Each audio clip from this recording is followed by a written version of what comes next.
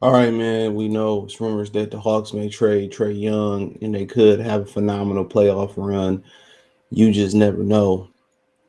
Um, they can have a phenomenal playoff run, uh, and they can end up keeping him or something like that, even though they put a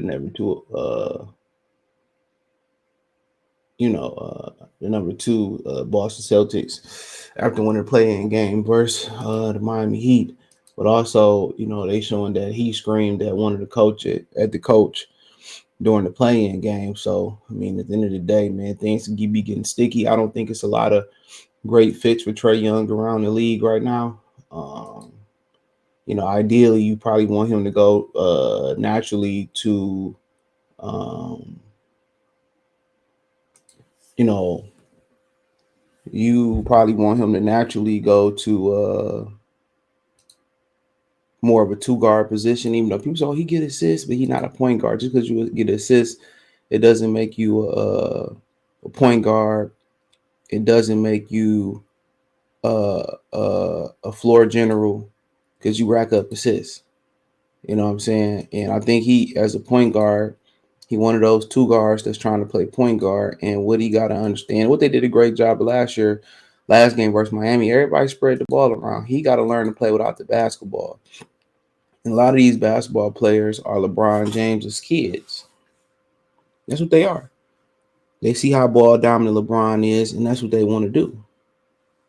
They never learn to play without the basketball. They never learn to come off screens. It's just, when you compare what basketball used to be, you know, um, and what it is right now, bro, it's a lot of lost art um when it comes to basketball. It's a tremendous amount of lost art. These dudes playing without the basketball, learning how to play the point guard position. That's why guys like Mark Jackson is important. You know what I'm saying? Um, but nonetheless, he one of them dudes that he got plenty of time. Chauncey learned in the middle of his career how to play it, but he needs somebody there that can help the maturation process for him.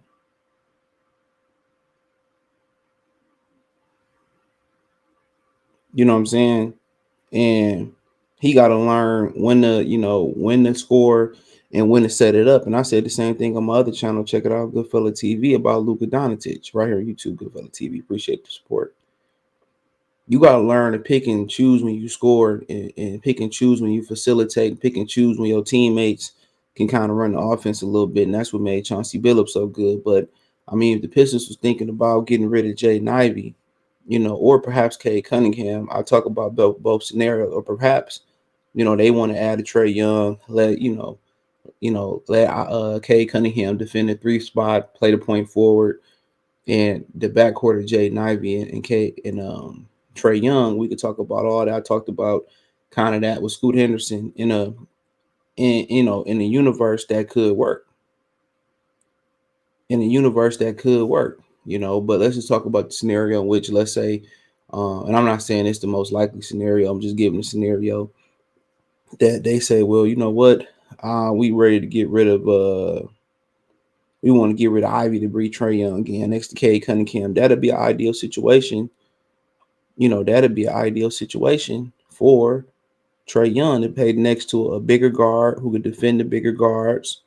You know what I'm saying? A guy who can facilitate, a guy that's not going to jack up a lot of unnecessary shots, the guy that play at a good place, a guy that won't mind, who won't mind feeding Trae Young, uh, and who already know when to pick and choose, when to score and when not to score and when to step it up. That's the beauty of Cade Cunningham. He already is a natural floor general point guard that just need to refine his skills. That's it. That's it. So, he'll be able to play next to a guy like Cade Cunningham and be himself and score and just, pretty much be like the Nat Iverson, bro. That's what he really is.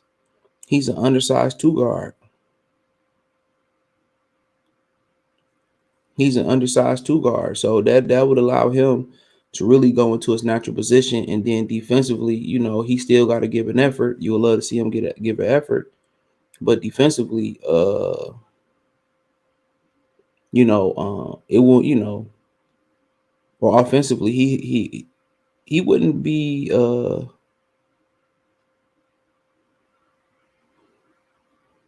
he would be in a perfect role for himself and 14.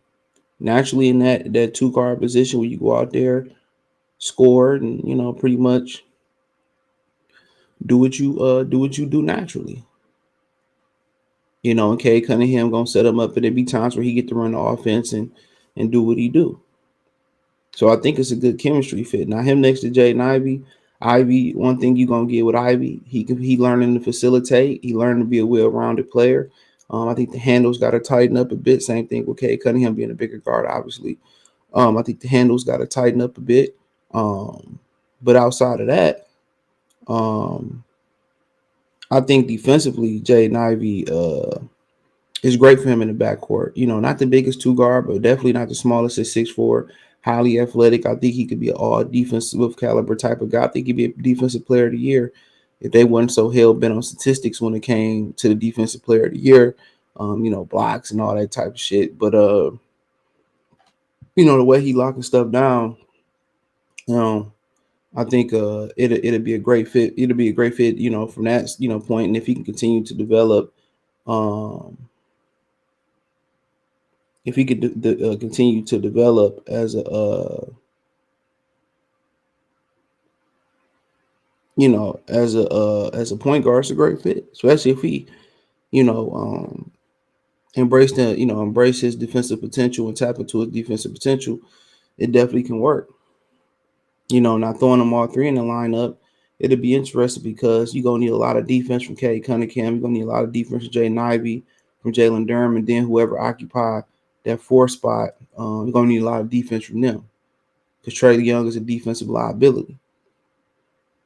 You know what I'm saying? But you're gonna score a lot of points, and Cade Cunningham is kind of gonna be Chauncey Billups, score when you need to score, facilitate when you need to facilitate.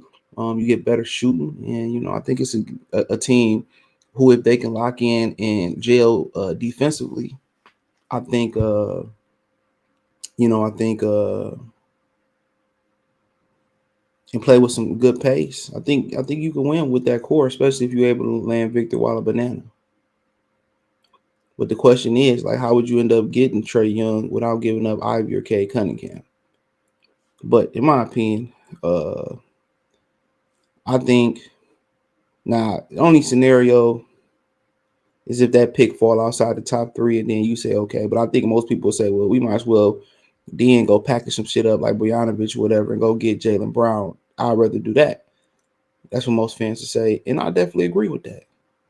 But but if that three guard system could work, and I think Trae Young going, being more friendly, going back to the two guard, wherever you go, I think that's the best fit for him in his career right now. It's going naturally back to that two guard spot. So I think that's what's best for him. Unless he gonna embrace being the point guard fully. So, but yeah, I don't envision it happening. But it's interesting. I mean, him and playing next to Cade Cunningham is the ideal fit for him. Playing next to a Drew Holiday is a great fit for him. A guy who could defend his position. He need to be next to a guard that can defend his position and play the point guard position and allow him to play the two and not have so much defensive pressure. But he got to step it up defensively. But hey, let me know what you girls and guys think. Thumbs up the video, share the video, subscribe to the channel. Next subscribe button is the bell icon button. Hit all notifications, increase your chance, get notifications. We go live or drop video. Financially want to support the channel. Cash App, $ CJ Good 313, Venmo CJ Good 313, PayPal link in description. Hit the link tree from me on Twitter, Instagram, Spotify, Anchor, Cash App, Venmo, PayPal. Appreciate the love and support. Peace.